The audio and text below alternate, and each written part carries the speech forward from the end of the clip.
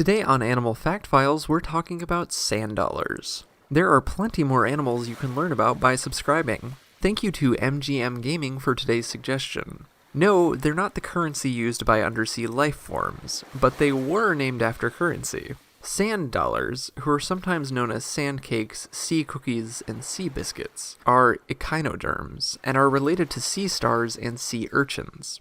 Sand dollars received their common name because when washed up on shore and bleached by the sun, their round bodies turn a silvery white, giving them an appearance much like a silver dollar coin.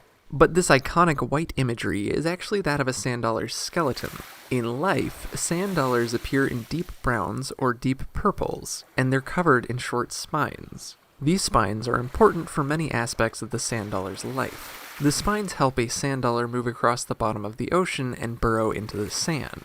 Sand dollars tend to live along the coast, usually no more than 100 feet below the surface, though some individuals have been found nearly 1,000 feet down. They typically inhabit sandy areas with generally good water currents that help them access food. The food they collect consists of eggs, algae, larvae, small crustaceans, and more, and is moved to the sand dollar's mouth via those aforementioned spines. A sand dollar's mouth is located on its under, or ventral, side in the center of its body. No, the mouth isn't the holes found in some species, and, surprisingly for an echinoderm, its mouth doesn't double as its anus. Sand dollars have an anus separate from their mouths. A sand dollar's mouth houses an organ called Aristotle's lantern, which is basically a jaw with 5 particle-crushing teeth. If you've ever held a deceased sand dollar and shaken it up a bit, you may have heard something rattling around inside. More than likely, you're hearing the Aristotle's lantern of that sand dollar. This mouthpiece is used for chewing a sand dollar's meal, which can take nearly 2 days to digest. A hard body might seem an unappealing meal for most animals, but some species, such as pink sea stars, starry flounders, sheepheads, and pout, enjoy the crunch a sand dollar has to offer. Yeesh.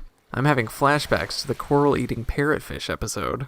When searching for sand dollars, people often seek the star pattern found along the top of a sand dollar's test. In life, this pattern is more difficult to see through all the spines. This section of a sand dollar is actually where their gills are located, and it's the spines found here that act as gills. Told you those spines come in handy for sand dollars. Sand dollars can be found on just about every continent, looking at you, Antarctica, in temperate and tropical waters. They breed through external fertilization, meaning males and females release sperm and eggs into the water column where they are then fertilized. The eggs can hatch within a few hours, and the larvae develop over the course of a few weeks floating in the water column.